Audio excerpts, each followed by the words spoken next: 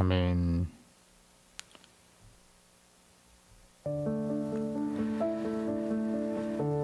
오늘 율법학자가 나와서 영생을 얻으려면 무엇을 해야 됩니까? 라고 예수님 앞에 물어보는 내용이 오늘 장면으로 시작되는 것을 보게 됩니다. 그러자 예수님은 네가 대신 말해봐라 라고 이야기하시고, 바리새인 율법학자는 사랑하라입니다 라고 자기가 배운 대로 자기가 안 대로 이야기하는 것을 보게 됩니다. 그러자 다시 예수님께서는 그럼 가서 행해라 라고 간단하게 1차 질문이 끝나게 됩니다. 이 물음 속에서 바리새인의 예수님에 대한 호감은 전혀 없는 것을 우리는 눈치채게 됩니다. 시험하고 시비하고자 하여서 예수님 앞에 찾아왔다라는 것입니까? 오늘 단어 속에 있는 어드리까 라는 단어의 어근에는요, 상속물과 관련된 의미가 결합되어 있는 단어가 선택되어 있는 것을 보게 됩니다. 바리새인들은요, 의도적으로 나는 율법을 지켜서 영생을 상속으로 받기로 예정된 사람인데 그게 아니라고 한번 붙어보자 라는 의도가 다분히 깔려 있었다는 것을 오늘 성경은 이야기하고 있다는 것입니다. 1차전이 끝나고 분이 덜 풀린 바리새인은 그러면 누구를 사랑해야 됩니까? 누가 나의 이웃입니까? 라고 그렇게 묻게 됩니다. 그러자 예수님께서 선한 사마리아인 비유, 사마리아인이 선한 일을 하는 비유를 들어서 이야기를 하시는 것을 보게 됩니다. 바리새인은요, 자기가 나름 모세의 율법을 다 지킨다고 자랑스러워했고 그것을 예수님에게 확인받으려고 했습니다. 그의 족속 바리새인은요, 이름도 찬란한 율법 준수에 목숨을 거는 사람들이었습니다. 율법 때문에 암흑기, 중간기 동안 4차례나 바리새 족속들은 십자가에 달리고 빌라도에게 죽는 그런 순교를 당한 족속들입니다.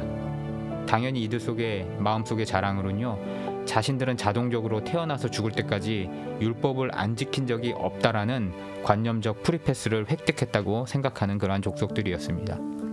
그런데 예수님께서 그런 바리새인과 비슷한 고위 유대인이 선하다는 대대사장, 레위인이 지나치고 악한 사마리아인은 도와준다라고 어거지를 쓰면서 바리새인을 부끄럽게 했다라는 그런 내용, 그 이야기를 여러분에게, 이 바리새인에게 해준다라면은 여러분이 만약에 바리새인이라면 이 허술한 논조 속에서 부끄러워하시겠습니까? 이 허술한 파라독스가 바리새인을 창피하게 만든다라고 여러분 믿고 계십니까? 요즘에 들어서 어떤 목회자들은 여기서 차별금지법의 당위성을 도출하면서 자기 반대편에 서 있는 보수적인 교회를 욕하는 본문으로 사용하기도 하는데 결국은 이것은 자가당착입니다. 우리가 이렇게 이 본문을 소비하고 읽으려고 한다면요, 우리는 이 본문 속에서 결국 얻을 수 없는 헛된 망상인 도덕적 완전성을 획득하려고 몸부림치는 방향으로 밖에는 나갈 수 없다라는 사실입니다. 루터가 성당 계단을 무릎팍으로 걷다가 현타가 온 곳, 우리는 그것으로 또다시 돌아갈 수 없습니다. 그곳에 이 본문을 소비할 수 없다라는 것입니다. 행위구원으로 돌아가려고 이 본문을 소비해버릴 수 없다라는 이야기입니다. 그러면 이 선한 사마리아인의 비유 속에서 화자 예수님은 무엇을 전제로 깔고 이야기하고 계시는 것일까요? 바로 인간은 절대 못한다라는 그런 전제를 깔고 이야기를 하고 계십니다. 남부의 유대인과요, 북부의 사마리아인의 반목은요, 다윗과 사울 시대부터 시작되었습니다. 그리고 아하스가 아수르에 붙어가지고 북왕조 이스라엘을 팔아먹어서 북왕조 이스라엘이 먼저 망하고 그곳에 혼혈 정책이 시작됩니다. 그리고 혼혈되었다라고 남왕국 유다가 북왕국 이스라엘을 지적하면서 이러한 반목이 시작된, 돌이킬 수 없는 역사를 가지고 있다는 것입니다.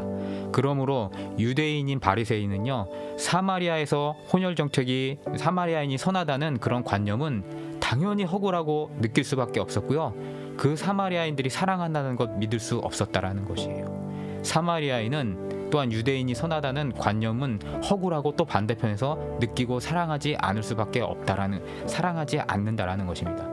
그렇게 몇백 년을 흘러온 역사가 이미 있다라는 것이에요. 절대 바리새인 혹은 100%의 유대인은 이야기를 듣고 수긍할 수가 없다라는 것입니다. 이 은은요, 바리새인들을 깨우치려 하는 것이 아니라 독자인 제자들, 그리고 우리를 대상으로 이야기하고 계신 것입니다. 즉, 귀 있는 자만 듣고 숨겨진 복음으로 이야기하고 계시다라는 것입니다. 만약 오늘의 화자, 오늘의 등장인물인 사람이 바리새인 율법학자가 아니라 사마리아인의 고위직이었다라면은 예수님께서는 분명히 선한 유대인의 이야기로 시작을 하셨을 것입니다. 그러면 이것은 무엇을 의미하고 있는 것일까요? 율법이 말하는 사랑, 위로는 하나님 사랑, 옆으로는 이웃 사랑, 그 사랑은요 인간의 힘으로는 할 수 없다라는 것에 대해서 예수님께서는 교훈하고 계신 것입니다. 결국 구원은요 사람의 힘으로 되지 않음, 율법의 힘으로 되지 않는 것에 대해서 이야기하고 계시고요, 믿음으로만, 성령의 힘으로만 되어진다라고 우리에게 교훈하고 계신다라는 것이에요. 우리도 사람을 사랑하는 것이 절대로 쉽지가 않습니다. 사람을 사랑한다는 것은요, 특히나 적을 사랑한다라는 것은요 미치지 않고서는 불가능한 이야기라는 것입니다. 아쉽게도요 우리는 모두 정상인입니다. 그러므로 절대 남을 사랑할 수 없습니다. 결국 일종의 미침 현상인, 세상 사람들이 보기에는 미침 현상인 성령을 받지 않고는, 성령의 능력으로 밖에는 우리는 누구를 사랑하고 그것으로 말미암아 구원을 받을 수 없다라는 것을 이야기하고 계신 것입니다. 그러므로 우리는요 성령과 영적인 임재를 강구하는 삶이 되어야 한다라는 것입니다. 연장선상에서요 가난한 집 빈민촌이라고 불리는 베단이라는 뜻이 빈민촌입니다. 그 복작복작하고 하인 없는 삶 속에서 살고 있는 마르다와 마리아에게 예수님이 찾아오시게 됩니다. 그런데 찾아오신 예수님을 사랑하면서도 그 안에서 서로 간에, 두 자매 안에 반목이 일어나는 것을 보게 됩니다. 같은 핏줄인데도 서로 못 잡아먹어서 안달낸 상황을 여러분 보고 계십니까?